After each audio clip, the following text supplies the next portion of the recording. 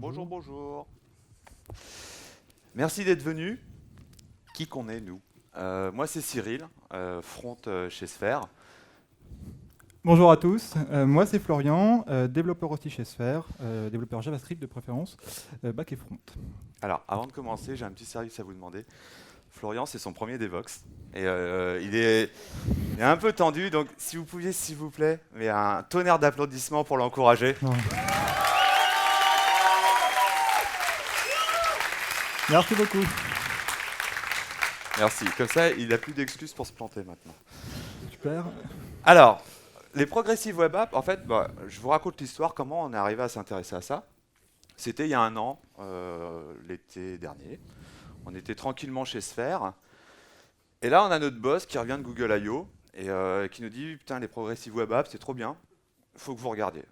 Et alors, Florian et moi, on a tout de suite été hyper motivés par le sujet. Donc, on s'est penché sur ce concept qu'on ne connaissait pas et on s'est dit ok, on va essayer de le faire petit à petit pour voir comment on peut rentrer petit à petit dans ce sujet qui est vraiment quelque chose de très nouveau quand même.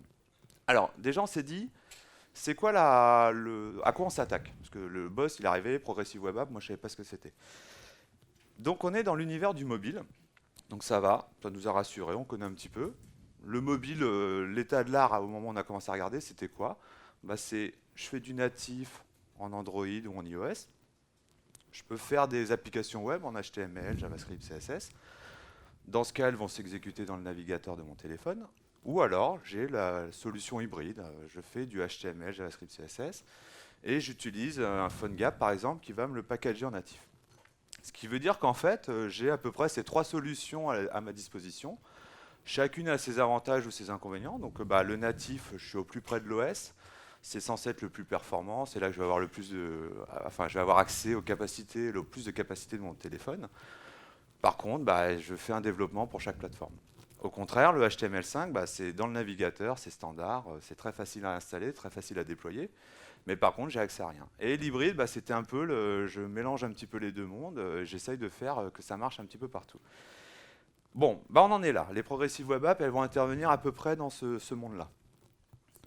Alors le monde des web apps, il commence déjà en 2007 avec nos amis de chez Apple, qui nous proposent par une pléthore de links et de méta à ajouter dans votre page pour avoir un semblant d'application d'une page web qui ressemble à peu près à une application quand vous la lancez depuis votre bureau. Ensuite, nos amis de chez Google nous proposent par 9 étapes vraiment géniales comment ajouter un simple lien sur votre bureau Android. Donc c'est quand même pas cool, hein. Et en juin 2015, monsieur Alex Russell, que je vous conseille de suivre, qui est un Chrome développeur, décide donc il fait un papier où il explique que il y a une autre façon de faire et que le web peut vraiment apporter une solution d'application, mais telle qu'on la connaît nativement, quasiment. Pour ça, il part d'un problème. Il explique qu'il y a une règle empirique, un peu curieuse, qui explique on perd à peu près 20% d'utilisateurs à chaque étape entre l'utilisateur et le bien, donc l'application qu'il souhaite utiliser. Donc un utilisateur de mobile, on va prendre Android par hasard, il va aller sur le store, il va loader le store, on a déjà perdu un petit peu d'utilisateurs. Il va aller chercher quelque chose sur le store, l'application qu'il souhaite. Il ne va pas forcément taper les bons mots-clés, il ne va pas trouver exactement comme il souhaite, donc on en perd un petit peu. Il va aller sur la page, il va vouloir cliquer sur Install, mais avant, il va devoir lire les commentaires, voir si l'application est intéressante, voir si c'est exactement ce qu'il souhaite. Puis là, on en repère et puis il ne va pas rechercher ailleurs. Il va arriver sur les permissions, et puis là, il va voir, comme sur l'application Facebook, il va voir toutes les permissions sont ouvertes. Il va faire non, déjà non, voilà. Il va le télécharger, il va être dans un moment où ça ne télécharge pas super rapidement, il perd du temps et il va abandonner. Et au final, s'il arrive à passer toutes ces étapes, il va l'utiliser. Sur ce petit graphe, on pourrait se dire, mais quelles sont les étapes qu'on pourrait faire sauter pour avoir plus d'utilisateurs à la fin? Et l'idée, c'est de faire sauter le store. S'il n'y a plus de store, en imaginant qu'il n'y a pas de store, qu'on pourrait directement cliquer sur Install dès qu'on voit quelque chose qui nous plaît, et on pourrait gagner le nombre d'utilisateurs final. Et c'est là qu'il introduit le concept de Progressive Web App. Donc, Une progressive web app, déjà, c'est une web app, hein, rien de bien compliqué, mais elle est, alors, là, c'est super compliqué, elle est progressive. Qu'est-ce que ça veut dire? Eh bien, c'est simplement qu'on va être dans l'amélioration continue, c'est-à-dire qu'on ne va pas toucher au code qui existe, on a notre application, elle tourne sur les systèmes qu'on a souhaité faire tourner, c'est juste qu'on va proposer à l'utilisateur de nouvelles fonctionnalités, des nouvelles expériences, à condition que le browser sur lequel il navigue puisse offrir toutes ces applications, puisse offrir toutes ces features. Il va y avoir ensuite le côté responsive, donc là, je vous apprends à mon avis pas grand-chose, c'est juste que votre application doit tourner sur tous les systèmes possibles, hein, sur n'importe quelle taille. Il va y avoir, donc ça c'est très important, c'est l'un des concepts clés, il va y avoir un mode offline. C'est obligatoire, l'application doit tourner en mode offline, ou doit proposer ne serait-ce qu'une partie dégradée. Elle doit être sécurisée, ça c'est pareil, c'est très très important. Elle doit toujours être up-to-date, donc il y a toujours une information qui est fraîche, qu'on ne propose pas à l'utilisateur de vieilles informations. Elle doit être installable, hein, c'est le concept même d'une application, on doit pouvoir la trouver rapidement sur notre bureau Android. Et enfin, elle doit être engageante, c'est-à-dire que quand ça fait longtemps que vous n'êtes pas venu sur l'application, elle doit vous rappeler à elle, hein, et vous dire, voilà, par l'intermédiaire d'un push notification par exemple, vous dire, j'ai des trucs cool à te montrer. Et en plus de ça, il y a 4 autres petits concepts. Il y a la performance. Alors ça, c'est pas inhérent forcément au PWA, c'est au Progressive Web App, pardon.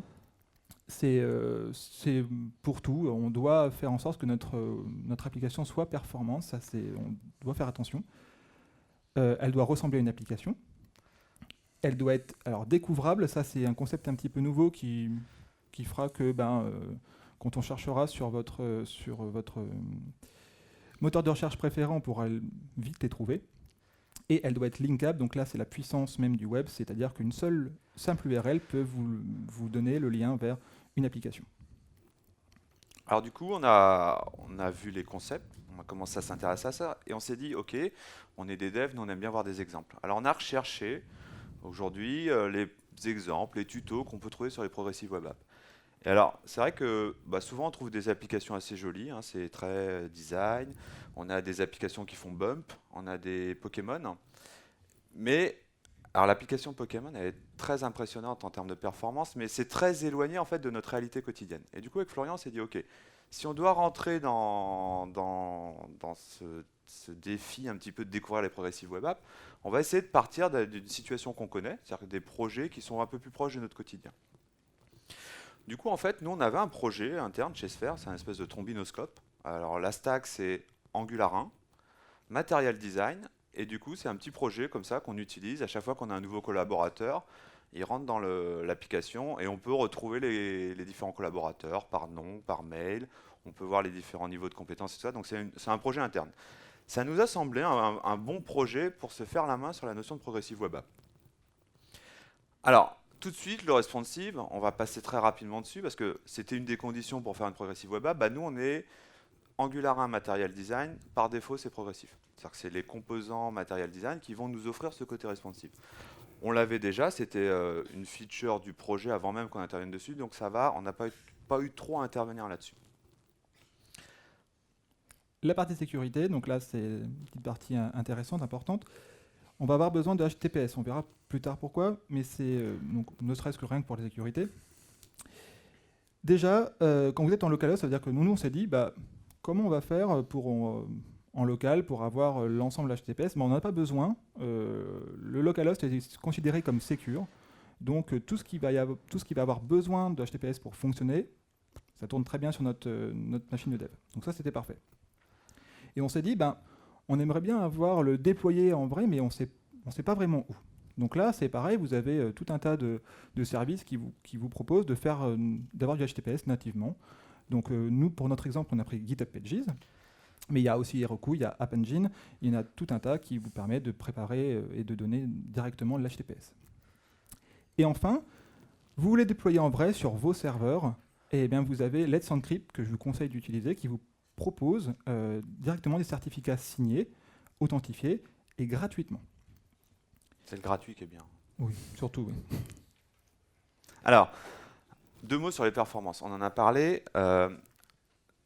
Florian l'a dit, les performances, en fait, c'est pas lié au monde des Progressive Web Apps. On devrait, en tout cas, on aurait intérêt à essayer de faire en sorte que nos applications soient le plus performantes possible. Et dans ce contexte de Progressive Web Apps, c'est hyper important parce qu'on est vraiment en train de proposer, on n'est plus dans un contexte navigateur, on va essayer de proposer une application à un utilisateur. Et là, les réflexes ne sont pas les mêmes, les utilisateurs veulent quelque chose de rapidement. On ne veut pas avoir une page blanche qui charge pendant des heures. Du coup, il y a plein de choses qui, comme j'insiste, ce n'est pas les Progressive Web Apps, il y a plein de choses qu'on peut faire dans le web pour faire en sorte que nos pages se chargent plus rapidement. Alors là, on vous propose un ensemble de bonnes pratiques qu'on ne respecte absolument pas, mais qui sont intéressantes d'avoir en tête. C'est par exemple la compression. Le gzip, c'est automatique, c'est gratuit. Tous les navigateurs, les serveurs maintenant sont capables d'échanger des assets un petit peu compressés. Il faut l'utiliser. Il y a deux attributs qui sont aussi intéressants au niveau des scripts, async-defer. Vous pouvez mettre ça sur vos balises scripts. Ça permet de ne pas bloquer le parsing de la page. Et le script sera exécuté au moment où... Enfin, on laisse le parsing se faire et on exécute le script après. HTTP2. Il y a plein de bonnes choses à faire avec HTTP2 pour optimiser le chargement de vos ressources. Il y a une notion qui est intéressante, c'est la notion de critical CSS et de load CSS. En fait, on va essayer de déterminer sur une page quel est le CSS minimum dont j'ai besoin pour avoir ce rendu minimum. Et le reste de ma CSS, je vais le charger de façon asynchrone avec load CSS. Une bonne gestion du cache. Il y a des entêtes, les e-tags, les entêtes de last modified, qui permet déjà au niveau du cache navigateur d'optimiser les échanges avec le serveur. Au niveau du le rendu dans le navigateur, les phases de paint et de layout, on sait que c'est ce qui est le plus coûteux. Donc on va essayer de faire en sorte qu'il y en ait le moins possible. Et on sait que par exemple, quand on manipule le DOM, dès qu'on va toucher à des propriétés du type with, 8, ça recrée des reflows, des repaint et des layouts. Donc c'est coûteux. Si on utilise des propriétés CSS comme le transform, c'est beaucoup plus économique. Mais il y en a plein. Tout ce que vous allez pouvoir faire sur votre application pour optimiser le chargement, c'est là qu'il va falloir le mettre. Et du coup, on a un concept qui émerge de ça, c'est cette notion d'application de shell. On va vouloir proposer à l'utilisateur le plus rapidement possible une information. C'est cette coquille qui doit se charger immédiatement pour qu'en fait, quand l'utilisateur arrive sur sa page, il voit une information, ça peut être les entêtes, un petit loader qui lui signifie que quelque chose est en train de se passer, et non pas cette fameuse page blanche. Et après, en JavaScript, on va pouvoir mettre du contenu. Alors dans notre contexte de notre projet, c'était nickel, parce que un projet avec Angular, c'est tout à fait cette notion de shell, parce qu'on a du HTML qui contient les zones communes de notre application Angular, donc c'est ce shell qu'on est en train d'essayer de construire. Et c'est Angular après, en JavaScript, qui va prendre la main et rajouter du contenu à notre projet. Donc on était tout à fait dans cet esprit-là. Le offline, ça a été vraiment la partie qui nous a semblé, sur laquelle on a voulu se concentrer, parce qu'on avait de très mauvaises expériences avec le app cache. Il y a des gens qui ont utilisé le app cache. Ah, c'est bien. C'est pas bien, hein. On est d'accord. C'était la solution pour faire du offline et ça marche pas du tout. Du coup, moi, c'était vraiment là-dessus que j'attendais les Progressive Web Apps pour voir où on en était. Alors, il y a quand même, on est dans le contexte de offline, on va parler un petit peu réseau. Très, très simplement, vous allez voir. Le réseau, il y a deux situations très claires. Je suis à la Défense en 4G, je peux regarder un match de foot, ça marche très très bien. J'ai de la donnée, c'est vraiment nickel. Le contraire, je sais, je suis déconnecté, je suis dans l'avion, je suis en mode avion, je sais que j'ai absolument pas accès au réseau. Donc là, en fait, on va devoir trouver des solutions pour, dans ces situations-là, fournir du contenu à l'utilisateur. Et il y a le reste, en fait, ce qu'on appelle le Li-Fi. C'est les cas vous y êtes 90% des cas. On pense qu'on a du réseau. Alors ça peut être 2 bars, ça peut être 4G, ça peut être, on pense vraiment qu'on a accès à de la donnée, et ça ne charge pas. Pensez à tous ces exemples. Quand vous êtes dans le métro, quand vous êtes aux toilettes, quand vous êtes... Il y a plein d'exemples où vous avez... D'ailleurs, les toilettes, c'est intéressant.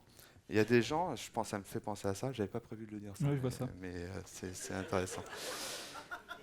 Il y a des mecs qui ont fait sur les... Vous savez, les gels des chiottes, là, pour nettoyer les chiottes. Il y a des petites notices, et j'ai vu un mec qui avait mis, si tu lis ça, c'est que tu n'as pas le réseau sur ton téléphone dans les toilettes. C'est énorme, quand même. Et c'est vrai que j'étais en train de le lire, parce que j'avais pas le réseau dans la tête. Le Li-Fi, on est d'accord. 3 situations bien différentes, pas forcément les mêmes accès aux ressources, et on va devoir proposer un contenu aux utilisateurs dans les différentes situations. La solution, le service worker. Alors, qu'est-ce que c'est que le service worker?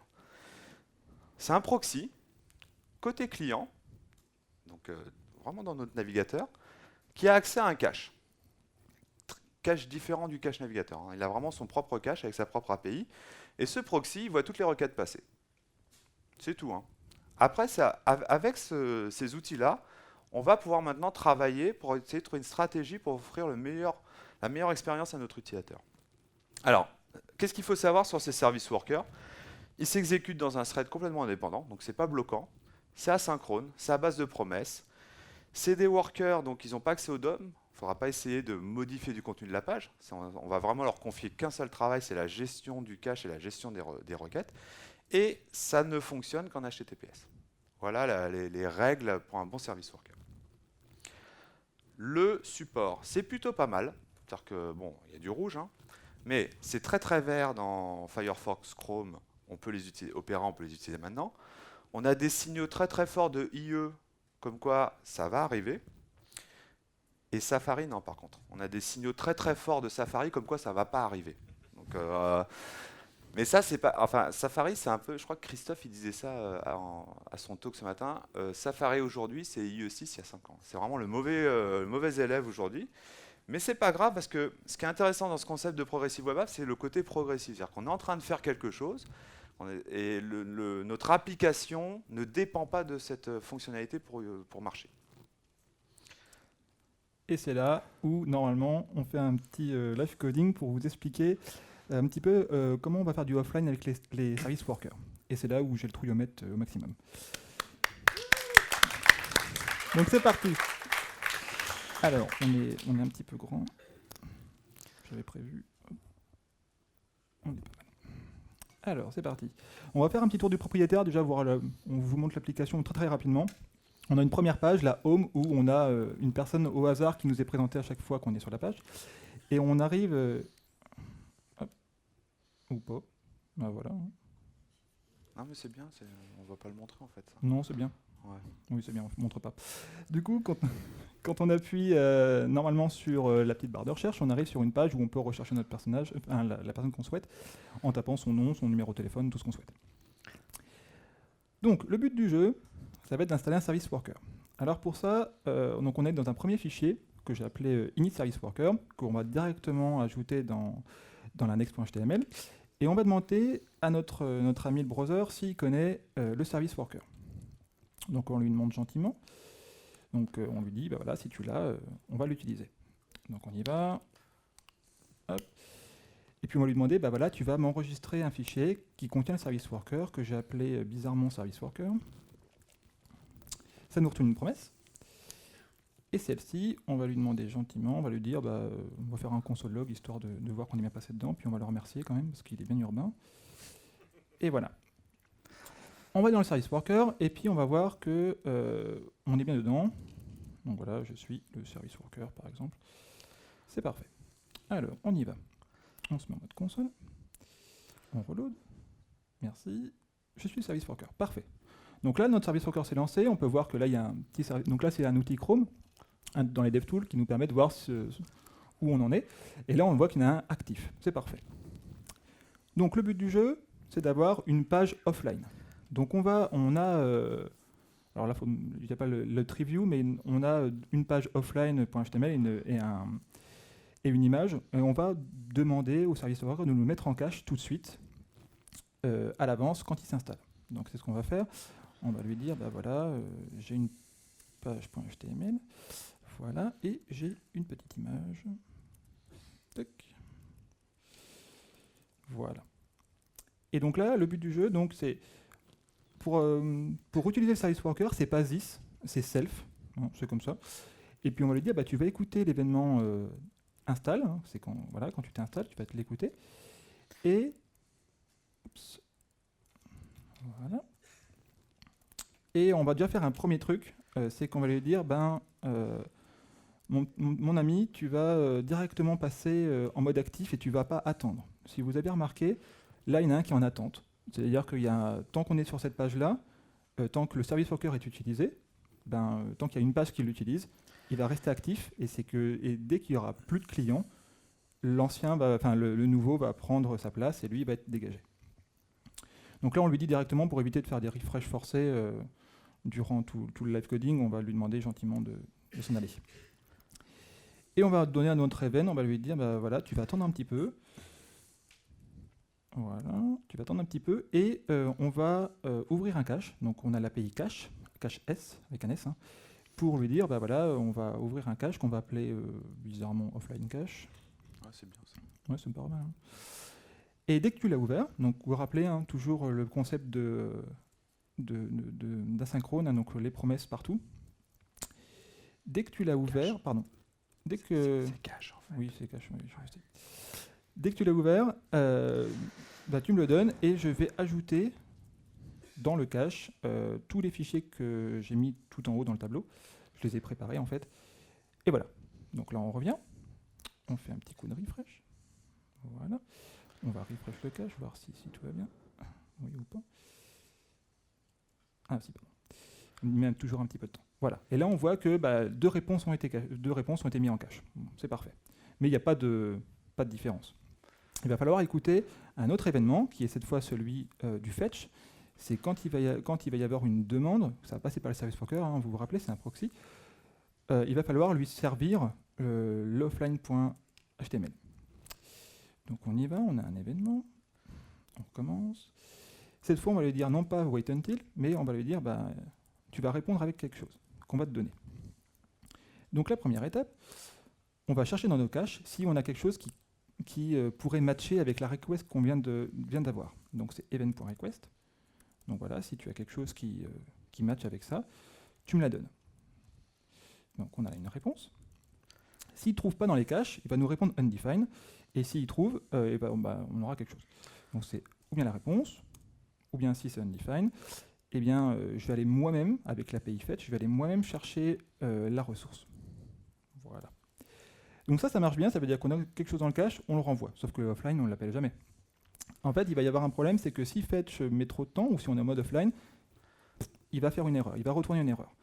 Alors les promesses sont vraiment bien pour ça, parce qu'elles nous permettent d'avoir une revue sur les erreurs. Donc on a le catch au cas où, et on va lui dire, bah, cette fois, tu me retournes directement, tu retournes directement offline. Offline.html. Donc là, j'ai eu un problème, j'ai pas été capable, voilà, tu me retournes le fichier offline. On y va. On reload, voilà.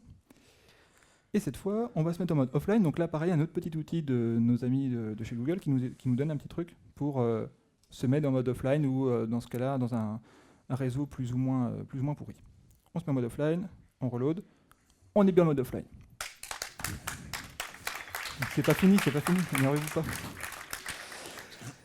Par contre, le mode offline, comme ça, c'est sympa, mais moi je préfère quand même jouer avec le petit dinosaure, parce que bon, là, je m'ennuie un petit peu. Donc, on va revenir. Voilà. Alors, toujours un petit problème de... Voilà. Et cette fois, on va aller un tout petit peu plus loin. On va lui dire, bah, c'est bien, il y a une première page que j'ai loadée, la home, mais j'aimerais bien la garder, j'aimerais bien toujours la voir. Donc, bon, on y va. On n'a pas quelque chose dans les caches, on va l'ajouter nous-mêmes dans le cache. Donc, le fetch nous renvoie une réponse. Donc, on va appeler réponse F, voilà, réponse fetch. Et on va lui dire, bah, tu vas ouvrir un nouveau cache. Là, c'est juste pour séparer, hein, c'est pour que vous puissiez voir. Après, on peut gérer exactement comme on veut. Qu'on va appeler dynamic cache. Voilà. Et puis, dès que tu l'as ouvert, donc là, on a le cache. Voilà. Dès que tu l'as ouvert, tu vas le mettre dedans. Donc, la clé, vous l'avez vite compris, c'est event.request. Hein. Et la réponse, ben, c'est réponse F, mais pas que. On va ajouter en plus un clone. Alors, pourquoi on va la cloner? Pour une simple et bonne raison, c'est que une réponse ne peut être consommée qu'une seule fois. Donc si vous la consommez en l'ajoutant dans le cache, vous ne pouvez plus la renvoyer, c'est terminé. Donc on la clone. Oui, je sais. Ne t'inquiète pas. D'accord. On la clone, on retourne la réponse, et là, comme on est en logique de promesse, il faut toujours retourner les promesses. Tac, tac, tac. Normalement, c'est bon. Donc, on load une première fois. On va refresh, voir si tous les caches sont bons. Le dynamic cache est bien là. On va passer en mode offline. On va reload. Et là, c'est bon, j'ai bien mon application. Je n'ai pas la photo parce que, comme vous le rappelez, hein, c'est un nouveau personnage à chaque fois. Celui-là, je ne l'ai pas, mais par contre, j'ai tout le reste. Voilà, donc là, j'ai un vrai mode offline. C'est classe quand même. Enfin, vous avez l'air blasé, mais c'est quand même hyper classe, hein.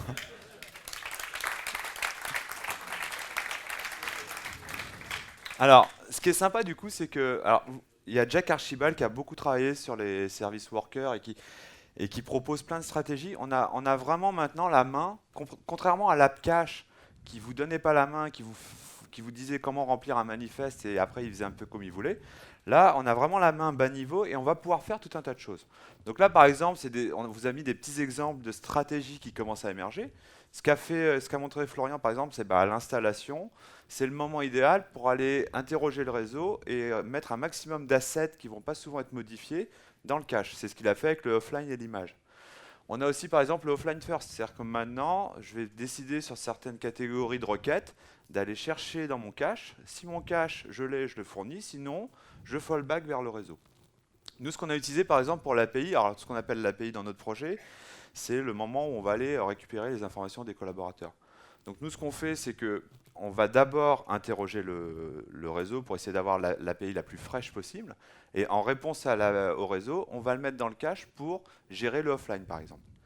Les avatars, donc les images des utilisateurs, on a fait quelque chose d'un peu différent. C'est pas grave si on n'a pas la réponse la plus fraîche possible. Donc, au contraire, on demande au cache d'abord pour fournir le plus rapidement possible à l'utilisateur une réponse.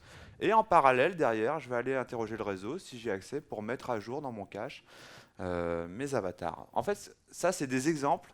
Je vous conseille vraiment d'aller voir ce offline cookbook de Jack Archibald. Il y a plein d'exemples. Et c'est surtout que on peut mélanger tout ça et en fonction de la ressource, décider comment on va gérer, quelle stratégie on va apporter. Installable. Donc, notre application, notre Progressive Web App, maintenant qui commence à se construire, doit être installable. Pour ça, il y a quand même 3 prérequis. Il doit y avoir un service worker, donc on vient de le voir. Il doit y avoir, alors pour que le petit prompt apparaît, le petit prompt qui est sur votre droite apparaît, il faut qu'il y ait en plus 2 interactions sur votre site dans les 5 minutes, qui va vous le proposer automatiquement, et en plus un manifeste. Alors le manifeste, qu'est-ce que c'est? C'est un fichier de JSON qui va contenir l'ensemble, comment votre application va fonctionner, et ça va la décrire. Tout simplement, un petit link sur votre index.html pour lui dire où se trouve le manifeste. Donc voilà un exemple de manifeste qu'on a utilisé, et on va le décortiquer ensemble. Donc première étape, on vient d'installer l'application, donc c'est le petit icône bleu. On vient de l'installer, cet icône bleu il est géré par deux morceaux du manifeste, le short name, qui lui donne son nom, et l'icône. Dans les icônes, on peut avoir plusieurs types d'icônes, plusieurs icônes de tailles différentes, comme ça, si vous êtes sur une tablette, si vous êtes sur un téléphone plus petit ou plus grand, lui va s'occuper de gérer la meilleure qualité. Ensuite, on va lancer l'application, on va arriver sur un splash screen, et celui-ci est géré par 4 composantes, donc le short name et l'icône encore une fois, mais en plus on peut gérer la couleur du background et le theme color, donc la petite barre de notification d'Android. Et enfin, l'application va se lancer, elle va se lancer sur une URL particulière, vous pouvez la décider. Donc pour nous c'était index.html, mais vous pouvez dire, voilà, tu démarres sur ça avec tel paramètre, vous donnez une URL en complète, et lui va se lancer directement dessus. Et enfin, vous pouvez avoir des modes pour afficher votre application. Le mode standalone, qui ressemble comme ça bien application, on ne voit pas du tout qu'on est dans un Chrome caché, quand on est en mode Windows par exemple. Alors, la dernière feature qu'on va vouloir avoir avec les Progressive Web Apps, c'est la notion de réengagement. En fait, c'est vrai qu'on fait tous on fait des applications web et on a tous envie, pour diverses raisons, que les gens utilisent nos applications, nos sites. Et ça peut être pour des raisons de pognon, ça peut être pour avoir le maximum de followers. Enfin, il y a plein de raisons qui peuvent nous pousser à ce qu'on veut que les utilisateurs viennent chez nous. Et ce que vont nous apporter les Progressive Web Apps pour nous aider dans cette dure tâche, c'est la notion de notification. Alors, c'est là qu'on se rapproche en fait du concept d'application native, c'est qu'on va avoir 3 canaux, 3 process qui vont nous permettre au final, en résultat, d'envoyer des notifications à un utilisateur. Le premier canal, c'est toute la partie je veux que mon utilisateur accepte que je lui envoie des notifications. Donc c'est un peu ce qu'on appelle la souscription. On a des outils pour vérifier s'il a accepté ou pas. S'il n'a pas accepté, on peut lui demander de s'abonner à des notifications. Une fois il accepte de recevoir des notifications, on va récupérer ce qu'on appelle un endpoint detail, pardon, qu'on va envoyer à notre serveur. Parce qu'au final, c'est notre serveur qui sera chargé de faire des notifications. Donc il faut qu'on lui envoie ces informations pour lui dire hey, si tu veux notifier lui, c'est ça que tu dois utiliser. Donc justement, comment après le serveur va faire pour envoyer des notifications? Donc on va générer un message avec ces informations de endpoint. Et là, on passe par un serveur centralisé. Donc ça peut être par exemple le Google Cloud API message machin. L'intérêt, c'est de dire que pour un navigateur, j'ai pas envie d'écouter 50 000 serveurs capables de me notifier. J'aurai qu'un seul point d'accès. Et au contraire, c'est les serveurs qui vont utiliser ce point d'accès pour envoyer des notifications. Du coup, la notification arrive au navigateur. Et là, c'est le service worker, une fois de plus, qui va gérer cette notification. Donc on a vu tout un tas d'événements. Il y a un événement qui s'appelle le push pour lui dire hey, tu as reçu une notification, qu'est-ce que tu veux en faire? Donc le service worker récupère l'information et la montre à l'utilisateur. Il y a 2-3 choses à faire. Par exemple, avec les API Google, il faut se créer une clé, il faut se créer un projet.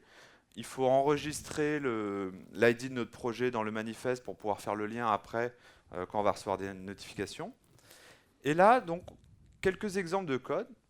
Par exemple, si je veux tester si mon utilisateur a une souscription, j'ai accès à un push manager qui me permet de récupérer les souscriptions en cours. Donc si j'ai undefined, je sais qu'il n'a pas de souscription, ou sinon je sais qu'il en a une. Je peux lui proposer de s'abonner. Donc pareil, au niveau de ce push manager, j'ai un subscribe qui me renvoie dans la promesse un endpoint. Et de la même façon, je peux lui proposer de se désabonner. Ce qui est sympa, c'est que l'API de push, je peux la tester. En fait, c'est assez simple. C'est juste un post où je dois envoyer mes clés d'autorisation, mes endpoints, et derrière, ça va activer le service worker. Je reçois mon message, donc je vous parlais d'un événement push. J'ai accès à une fonction show notification qui est assez simple, un titre, une image, un body. Bon, ça c'est pas satisfaisant parce qu'en fait j'ai pas de données à présenter à mon utilisateur. Donc nous ce qu'on a pris comme pour notre projet, en fait on a essayé de trouver une notification intéressante. On s'est dit tiens, un nouveau gars qui arrive chez Sphere, ça peut être sympa de faire une notif aux collaborateurs pour dire hey, machin est arrivé, est-ce que tu veux voir qui c'est? Du coup, quand je reçois une notification sur mon application, moi je vais interroger le serveur. Je vais lui demander c'est quoi l'information que tu veux que je montre. Et là, je vais récupérer les informations de ce nouveau collaborateur. Et ces informations que je récupère, je vais les utiliser pour les montrer dans ma notification. Je peux faire des actions sur une notification, proposer des choix. Voilà, ça c'est l'information. Est-ce que tu veux regarder? Est-ce que tu veux pas regarder? Est-ce que tu veux faire autre chose avec? Je peux du coup dans mon service worker gérer, j'ai un événement qui me dit l'utilisateur a cliqué là-dessus. Qu'est-ce que je fais avec ça? Donc là par exemple, je vais tester qu'il a bien cliqué sur l'action open et en fonction de ça, je vais créer une URL. Et ce qui est intéressant, c'est cette notion de open window, c'est-à-dire que je suis capable de relancer l'application, c'est-à-dire que les notifications peuvent arriver même si mon application n'est pas activée, et je suis capable avec un open window de ramener l'application à la vie pour l'utilisateur. Ah oui, je voulais vous montrer un petit peu, parce que là c'était du code un peu brut. Voilà à quoi ça ressemble dans notre projet. Je vous ai parlé de, je veux vérifier si un utilisateur a accepté ou pas ma souscription. Nous on a un petit icône ici, donc c'est là en mode barré, c'est je veux pas de notif, et quand je clique dessus, c'est je veux des notifs. Donc déjà, pour savoir dans quel état je dois l'afficher quand l'utilisateur arrive sur mon site, je dois demander est-ce que j'ai une notification en cours, une souscription en cours. Après, je vous ai montré quand je clique dessus, je subscribe, quand je déclique dessus, je unsubscribe. Et toute la partie gestion de la notification, donc on a un petit outil ici dans Chrome, dans les Chrome Tools, qui permettent de simuler une notif. Et vous voyez là, la notif est arrivée. J'ai appelé mon serveur pour lui dire c'est quoi le message que je dois présenter. Donc mon serveur me dit José Ramon, là il est arrivé. Est-ce que tu veux avoir plus de détails sur lui? Et moi quand je clique, ça m'ouvre la page en me disant voilà, c'est lui le nouvel arrivant. Pour faire tout ça, on vous les a montrés. Je ne sais pas pourquoi on a fait les slides parce qu'en fait on le montre tout au long. Il y a plein d'outils qui vont vous permettre de vous aider à débugger. Ça c'était le gros problème du app cache, c'était que on remplissait un manifeste, ça marchait pas, mais on ne savait pas pourquoi. On n'avait rien pour débugger. Là, au contraire, on est vachement aidé. Vous avez un nouvel onglet ressources dans les Chrome Tools qui vont vous permettre, comme je vous l'ai montré, de simuler par exemple des pushs. Vous allez pouvoir, comme vous l'avez vu avec Florian, inspecter votre cache à tout moment pour voir, ok, est-ce que j'ai bien mis la bonne ressource? Je peux la supprimer pour refaire un test d'app. Enfin, vous avez vraiment la main dessus. Vous pouvez débugger le service worker, c'est-à-dire que vous avez vraiment un inspecteur, vous pouvez mettre des points d'arrêt comme n'importe quel JavaScript. Vous pouvez jouer avec le réseau. Pour les bannières, pour tester que vous affichez bien les bannières d'installation, vous pouvez désactiver un flag pour lui dire ne prends pas cette règle des 5 minutes, je veux pouvoir mettre une bannière quand je veux. Et vous avez un petit menu dans les outils Chrome qui dit Trigger add to home screen, c'est-à-dire que c'est envoie l'événement, je veux ajouter sur mon home screen. Donc tout ça, ça vous permet de débugger. On a volontairement été très bas niveau, c'est-à-dire que c'est les service workers, on a manipulé l'API de base parce qu'on voulait vraiment comprendre comment ça marchait, mais il y a des outils qui vont vous éviter de faire tout le code un petit peu plomberie qu'on a fait. Par exemple, vous avez le SW Toolbox, tout ce qu'a fait Florian en petite dizaine de lignes de code, en une ou deux lignes, vous avez des comportements préétablis pour gérer vos stratégies de cache. Polymer propose des composants tout prêts à être utilisés pour faire du cache et du... Je cherche. Du push. Et du push, c'est ça? Marqué. C'est ça. T'as raison. Et je vous parlais de l'application Pokémon. Il s'appuie à fond sur IndexDB pour mettre un maximum de choses dedans pour pouvoir les utiliser. IndexDB, pour ceux qui en ont fait, c'est assez indigeste à utiliser. Donc vous avez une libnpm qui permet de les utiliser de façon un petit peu plus ludique. On a plein de temps encore. On peut broder là. Du coup, quand on a commencé à travailler vraiment sur les service workers sur notre Progressive Web App, on a été vite embêté quand on voulait tester, on avait notre application qui avait un petit bug et tout ça. Le service worker était là et nous embêtait un petit peu. On devait nous-mêmes le supprimer, l'enlever, enfin voilà. Donc on s'est créé, grâce à Gulp, on s'est créé deux modes, un mode dev normal et un mode dev avec service worker pour le tester, pour le débugger. Et on a fait pareil lorsqu'on voulait mettre en prod, enfin semi-prod, quand on voulait déployer, eh bien nos fichiers CSS, nos fichiers HTML, enfin nos fichiers CSS et JS, pardon, ils sont concaténés, minifiés, mis dans un seul fichier. On leur ajoute un ID de version, on leur ajoute plein de choses. Donc du coup, ce qu'on a mis en cache, si on voulait les préparer, c'est perdu. Du coup, on avait une petite routine qui venait remplacer correctement dans le service worker pour qu'on puisse le déployer correctement. Si on doit retenir trois grandes choses des Progressive Web App, déjà il y a le côté progressif. C'est qu'on n'a pas touché, à aucun moment on a touché au code qu'on a créé au début, on a juste étendu les fonctionnalités. Ça c'est super important. On n'a pas été là pour casser, on n'a pas fait, comme vous devez sûrement faire vous aussi, des fois une version dégradée pour IE parce qu'il est mauvais. Là non, on donne de nouvelles fonctionnalités. Le mode offline, qui est très important, on en parlait depuis très longtemps, mais on ne le mettait vraiment jamais en pratique.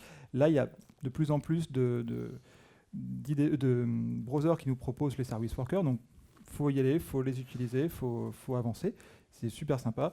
Google nous offre le SW Toolbox, donc on peut faire énormément de choses. Et enfin, le côté performant, qu'on rappelle qu'il n'est pas inhérent au Progressive Web App, mais qui est très important, qu'on oublie beaucoup. Je le vois dans l'émission et chez les différents clients, on oublie le côté performance. T'as failli dire il. Comment ? T'as failli dire ils oublient, mais c'est... Oui, non, c'est nous aussi. Donc voilà. Donc du coup, vous aussi, vous pouvez faire des Progressive Web, vous pouvez tuer le Offlineosaurus, c'est comme ça que je l'appelle. Vous pouvez en terminer avec lui. L'ensemble des ressources qu'on a utilisées, qu'on vous partage, donc Jacques Archibald, qui est très important, qui a fait énormément de posts très intéressants sur le côté offline, les service workers. L'ensemble des specs, tout ça, c'est pas géré par Google et nos amis de chez Opera, c'est des vrais specs que le W3C nous propose et pour qu'on soit ISO partout. Et on vous remercie pour votre attention et on vous souhaite à tous un bon Devox. Merci.